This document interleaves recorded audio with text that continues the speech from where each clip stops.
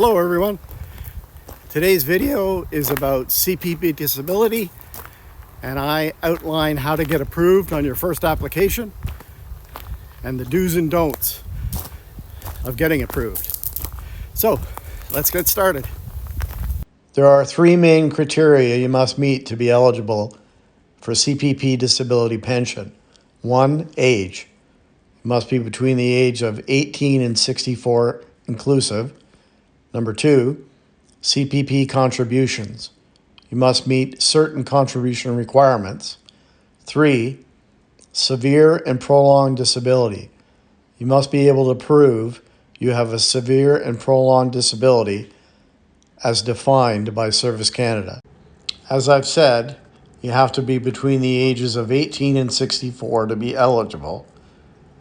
If you are over 60, you must not be receiving CPP early retirement payments, as you cannot collect both disability and regular retirement pensions at the same time. If you are receiving a regular retirement pension, then you have a short window of time to switch from regular pension payments to CPP disability payments. You have to have been receiving regular pension less than 15 months to switch from regular CPP to CPP disability. Contribution requirement.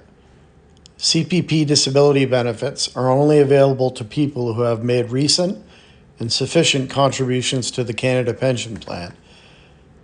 This means that you are only eligible for CPP disability if you are making recent contributions to the CPP at the time you stopped work due to a disability. There are two main scenarios. You must have contributed to either 4 of 6 years leading up to the date you could no longer work due to a disability, or 3 to 6 years leading up to the date you could no longer work due to disability. If you have more than 25 years or more in contributions. If you don't meet the above criteria at first glance, there are other possible ways to increase your contributions. These include credit splitting with a spouse or being out of the workforce for an extended period to raise children. Severe and prolonged disability requirement. If you meet the age and contribution requirements, you can still only be eligible for CPP disability if you can prove you have a severe and prolonged disability. The words severe and prolonged have a very specific legal meaning when it comes to CPP disability benefits. Severe is defined as incapable of regularly pursuing any substantially gainful occupation. This definition is extremely nuanced. Each of the words has been interpreted to have a certain meaning by the courts. Therefore, you cannot simply rely on common understanding of the words incapable, regularly, substantially, or gainful. Prolonged is defined as likely to be long continued and of indefinite duration, or is likely to result in death. My experience on how to get approved first application. Your doctor must be on board. They must send you to specialists, example, chronic pain doctor, psychiatrist, physiotherapist. Your application must be complete and detailed. Both the doctors and the application you fill out expand and use separate pages to explain how your disability affects your life. If the application isn't complete, they will reject it. Personal phone interviews. Hate to use the word, but you must sell your disability to the adjudicator. Make sure they understand your challenges and how they prevent you from working, holding down a structured job, which means be able to show up day in and day out to a job. With fibromyalgia, I have decent days and terrible days, which prevent me from being a reliable employee. You have to have tried to keep employment. I worked unsuccessfully almost 5 years before I was forced to retire and apply for disability. My doctor wouldn't admit I was disabled. She retired and her replacement agreed to my application on my first visit to see her. So if your doctor won't help, find a new one or go to a clinic. Specialists to back up your family doctor's assessment. Specialists go a long way when it comes to Service Canada and their credibility. Over a 5-year period, I had 7 different jobs, attended many workshops and seminars on managing fibromyalgia and chronic pain. This showed that I put in a great deal of effort to stay employed, and I believe this also helped tremendously in having my application approved on the first application. Well, those are the facts when it comes to CPP disability and what you need to do to be qualified on paper, and some tips and tricks on what you can do to help yourself get approved. Now, I just want to add some more comments that, as far as the dealing with the adjudicator, I found them to be very knowledgeable and very kind. They understand what people with the disabilities are going through, and I think they do everything in their power to approve whoever they can if that person has a true disability and has tried hard. I also want to say that never give up. I have tough days because of my fibromyalgia, but I never give up. I keep on keeping on, as the old saying goes. And, the process for disability is a fairly long one.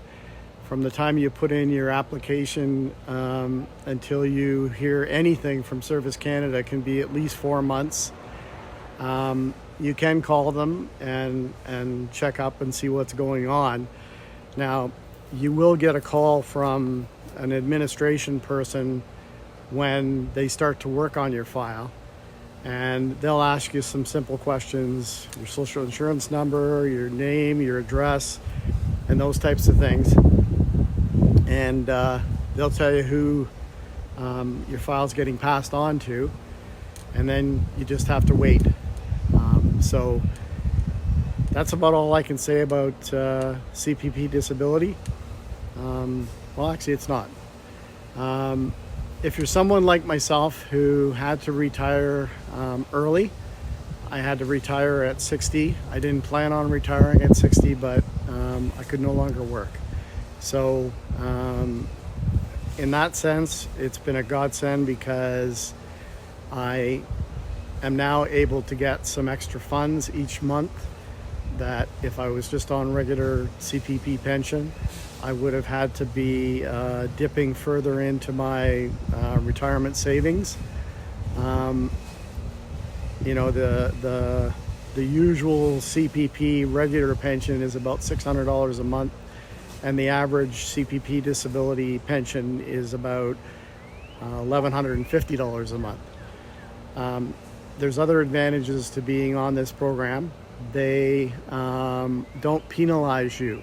So even though I'm collecting CPP disability at age 60, when I turn 65, my CPP will no longer be a disability CPP, it'll be a regular CPP, and I will get paid the same CPP that I would if I waited until I'm 65 years old.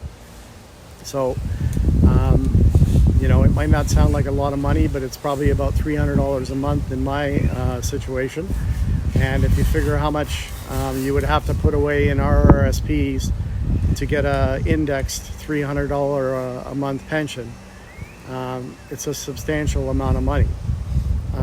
There is one other advantage to being on this program.